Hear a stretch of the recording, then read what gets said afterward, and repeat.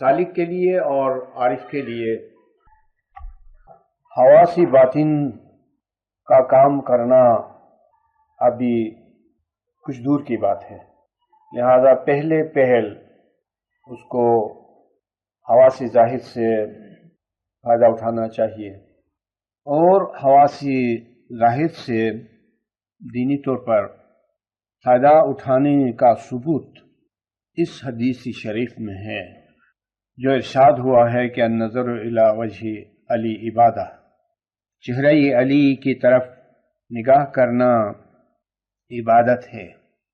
اب اس حدیث کو یوں بیان کر کے آگے گزرنا نہیں چاہیے، اس میں سوچنا چاہیے کہ کیا سبب ہے کہ علی کے چہرے مبارک کی طرف دیکھنا عبادت قرار پاتی ہے۔ اس حدیث کی تشریح دوسری حدیث میں کی گئی ہے جو ہم کو قاضی نعمان کی ایک کتاب جو کتاب الہمہ کے نام سے ہے، اس میں یہ ارشاد ملتا ہے کہ قرآن کی طرف نگاہ کرنا عبادت ہے اور امام کی طرف نگاہ کرنا عبادت ہے۔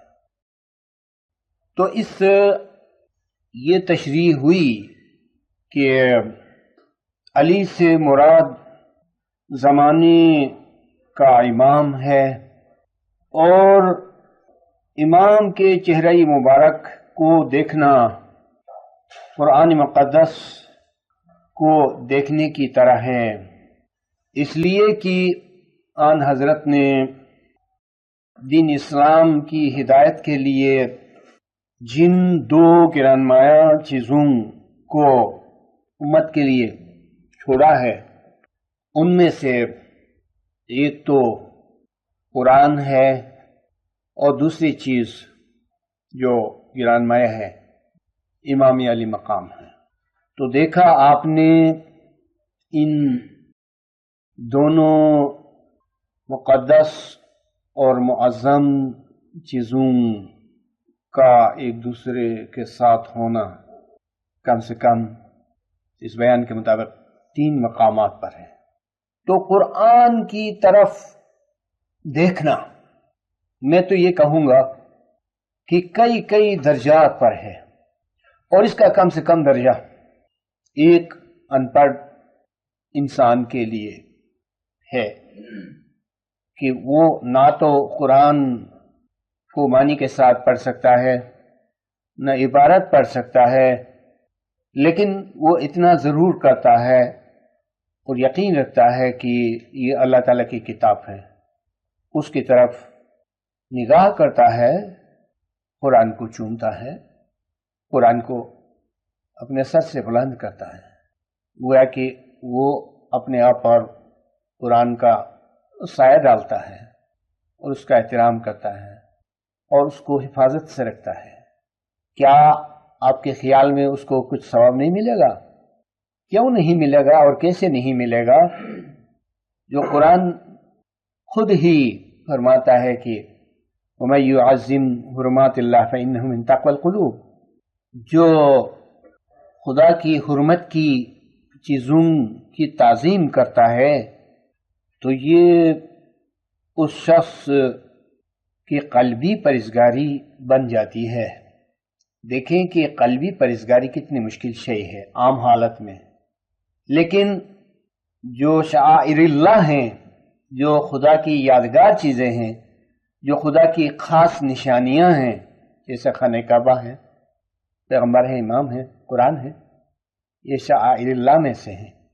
ان کی حرمت کا یہ عالم ہے کہ اگر کوئی سچا مسلمان دل سے ان میں سے کسی کی حرمت کرتا ہے، تعظیم بجا لاتا ہے، تو اس کی یہ فضیلت ہے کہ اس کی قلبی پرہیزگاری دلی تقوی بن جاتا ہے۔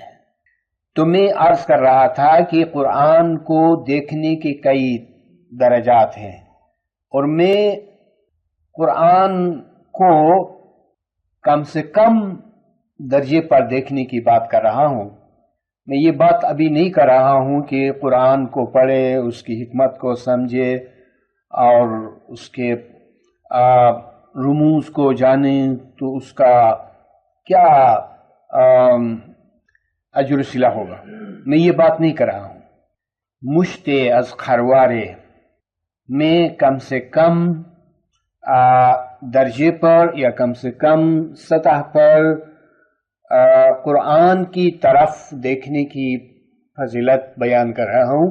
اور یہی صورتحال یہ امام سے متعلق بھی ہے کہ ایک امام ابھی امام کا عارف نہیں ہے لیکن معتقد ہے اور وہ امام کا دیدار کرتا ہے، تو کیا اس کو کوئی بڑا اجر و صلہ نہیں ملے گا؟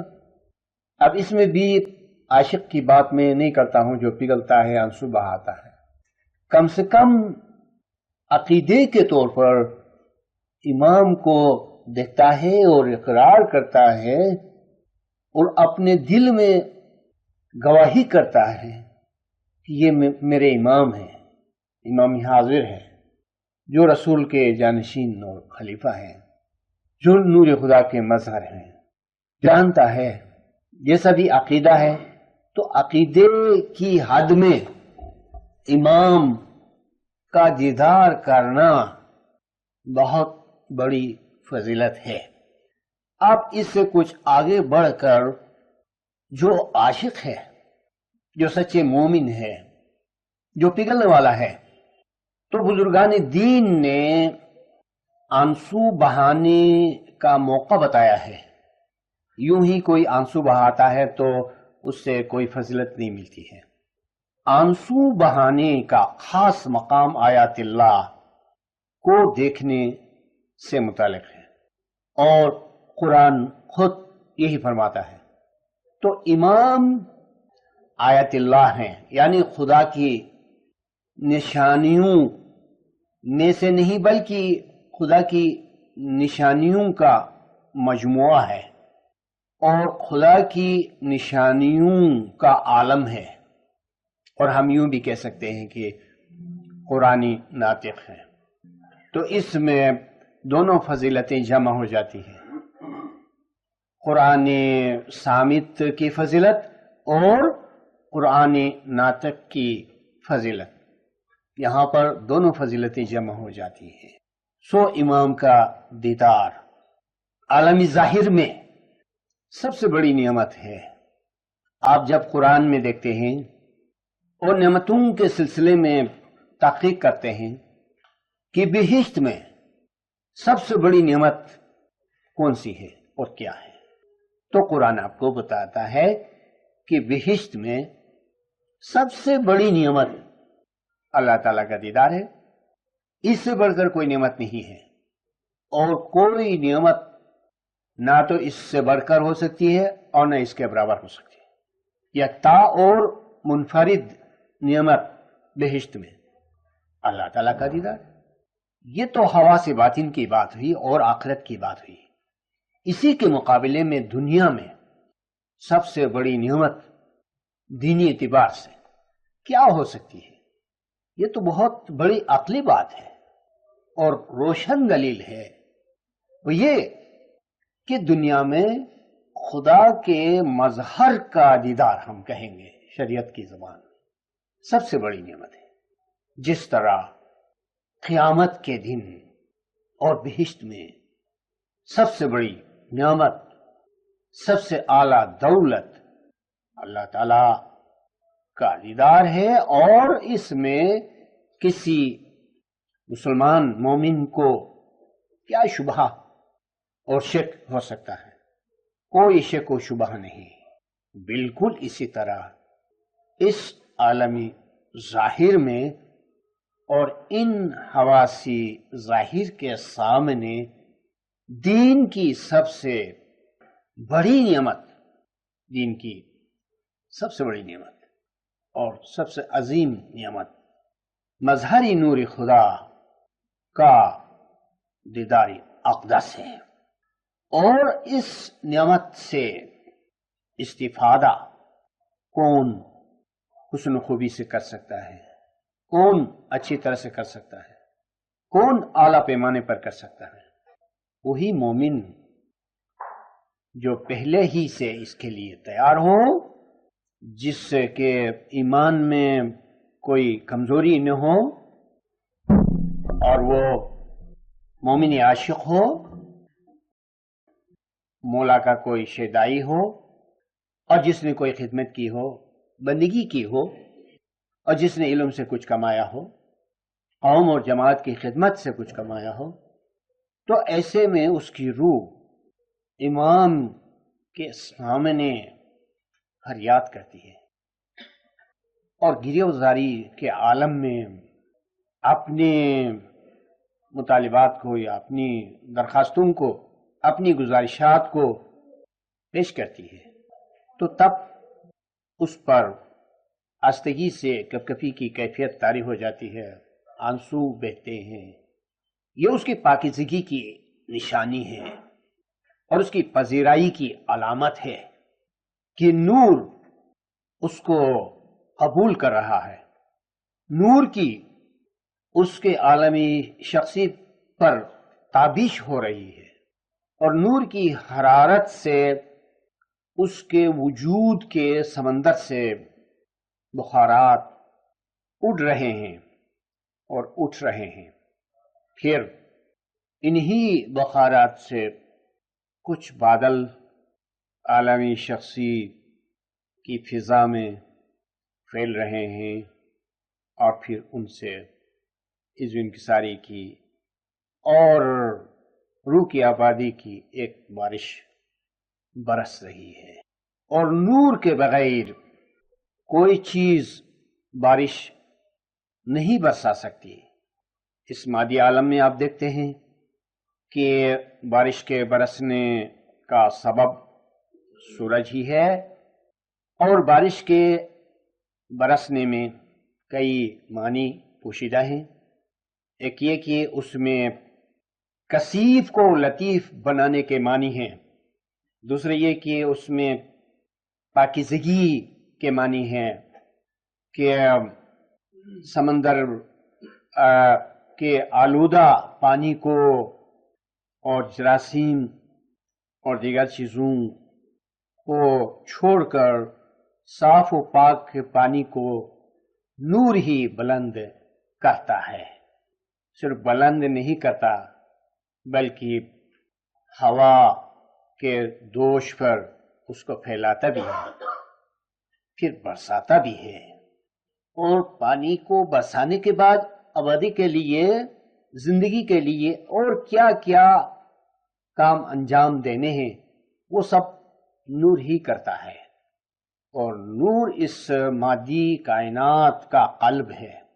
بزرگان دین نے بھی شمس کو یعنی سورج کو انسان کے دل کے برابر رکھا ہے، یعنی عالمی شخصی میں دل ہی کو اس نظام کا سورج قرار دیا ہے۔ بالکل اسی طرح امام ہی ہیں جو ظاہر میں بھی اور باطن میں بھی سورج ہیں۔ تو دیدار دیکھیں کہ دیدار کیا چیز ہے، اور دیدار کتنی بلندی پر ہے۔ بلندی کے معنی عالم انسانیت کے لیے، انسانوں کے نزدیک مظہری نور خدا کا دیدار اگر بلند نہ ہوتا، مشکل نہ ہوتا، اور ان کے اور اس نور کے درمیان بہت سارے حجابات نہ ہوتے، تو آج ساری انسانیت دیدار کے لیے تڑپتی، خواہان ہوتی، جویان ہوتی، اور سب کھچ کھچ کر اس دیدار عالی کی طرف آتے۔ لیکن چونکہ یہ ان سے بہت بلند ہے، اور بلند اس معنی میں کہ ان کی اس نور تک رسائی نہیں ہے، ان کو علم نہیں ہے، ان کو معرفت نہیں ہے، اس لیے یہ نور بلند ہے۔ اور اس کی ایک مثال دیکھیے قرآن میں ابھی نعمت کی مثال میں بات کی تھی ہم نے، آپ دوسری طرح سے اسی دیدار کا تذکرہ کرتے ہیں۔ یہ کہ آپ کو معلوم ہے کہ حضرت موسیٰ علیہ السلام دیدار الہی کے خواہاں ہوئے تھے، یعنی سب سے بڑے دیدار کی طلب انہوں نے کی تھی، اور کہا تھا کہ ربی ارنی انظر الیک، اے میرے پروردگار خود کو مجھے دکھا دے تاکہ میں تیری طرف دیکھوں۔ معلوم ہے کہ اس کا کیا جواب ملا؟ حالانکہ وہ عظیم پیغمبروں میں سے تھے، حالانکہ وہ کلیم اللہ تھے، خدا سے کلام کرتے تھے، کلام الہی سنائی دیتا تھا، وہی آتی تھی، ندا ہوتی تھی اور سب کچھ، لیکن بڑا دیدار ایک طرح سے نہیں ہوا اور ایک طرح سے ہوا، یعنی چند سکندوں کے لیے دیدار ہوا۔ یہ مقام ابداء و انبعاث کا تھا کہ جہاں ابداء و انبعاث کا مقام ہوتا ہے اس میں جو نور کا ظہور ہوتا ہے وہ زیادہ دیر تک نہیں ٹھہرتا، وہ بجلی کی طرح ایک چیز ہے۔ اس لیے قرآن چاہیں اس کو نفی میں بیان کر سکتا ہے، چاہے اس بات میں، دونوں کے لیے اس میں گنجائش ہے کہ جس کے مادی مثال یہ ہے کہ کسی شخص سے آپ کہیں کہ سورج کو دیکھیں تو وہ نظر کو اٹھا کر اور ٹکٹکی باندھ کر سورج کو نہیں دیکھ سکتا ہے، اور ایک لحاظ سے وہ سورج کو دیکھ سکتا ہے اور دوسرے لحاظ سے سورج کو نہیں دیکھ سکتا ہے۔ دیکھ سکتا ہے ایک جھلک اور نہیں دیکھ سکتا ہے ٹکٹکی باندھ کر، کیونکہ ایک دم سے سورج کی تابش سے اور سورج کی کرنوں سے اس کی نظر تاریک ہونے لگتی ہے، پھر وہ ڈر کر آنکھیں بند کرتا ہے یا کہ نظر کو سورج سے پھیر لیتا ہے۔ یہ مثال ہے، یہ کائنات تو خدا کی کتاب ہے، یہاں جو کچھ انسان پر گزرتا ہے اس میں جواب ہے ہمارے بہت سے سوالات کے لیے، اور اس حقیقت کا ایک بیان ہے جو کائناتی طور پر اور ظاہر باطن میں ہے، یعنی خدا کی حقیقت کا ایک اشارہ ہے، اور خدا نے ہر چیز کو ایک آیت قرار دی۔ آیت وہ ہوتی ہے جس میں خدا سے متعلق کوئی بیان ہوتا ہے۔